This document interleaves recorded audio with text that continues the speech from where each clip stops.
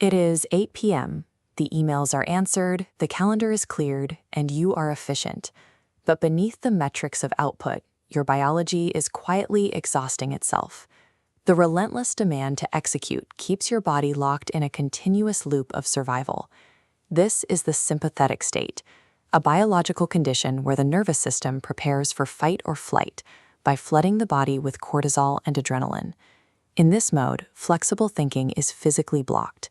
You can clearly see the costs in the way you breathe. The air stays shallow, trapped in the upper chest. Your body is seated at the desk, but your awareness is fractured. You cannot think your way out of a physiological loop. To restore your capacity for strategy, you have to physically interrupt the body first. Stop. Push back from the desk. Notice the hum of the room, and listen closely to the sound of your own neglected breathing. Pull the air deep into your lower ribs. Visualize taking in raw data and market pressures, holding them without immediately reacting. This deliberate intake of oxygen is the mechanism that snaps the automatic loop of constant execution. Hold. You are now in the liminal space.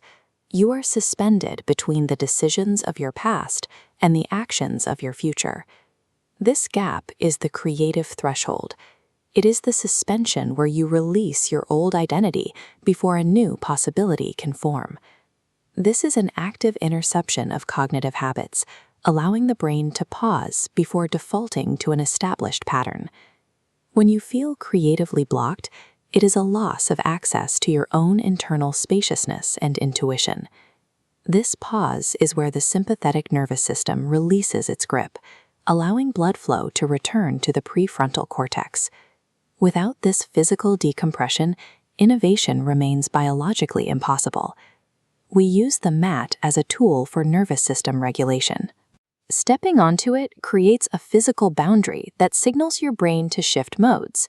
It becomes a private laboratory to prototype new narratives before you speak them. This flowchart maps the biological pipeline. It starts with regulated breath, which creates a stable nervous system, allowing for the cognitive flexibility required for innovation.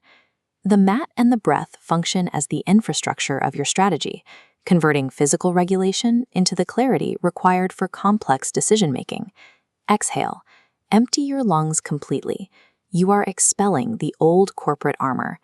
Innovation requires narrative construction. You cannot write an effective strategy if your body remains biologically stuck in an old story.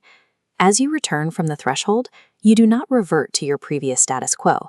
You arrive with expanded capacity. Dropping the defensive expert identity deactivates cognitive filters that usually block non-obvious patterns and lateral insights. This process drives high-stakes business outcomes.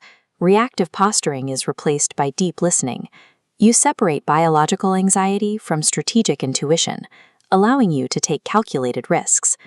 A regulated leader acts as a biological anchor, establishing the safety necessary to share radical ideas.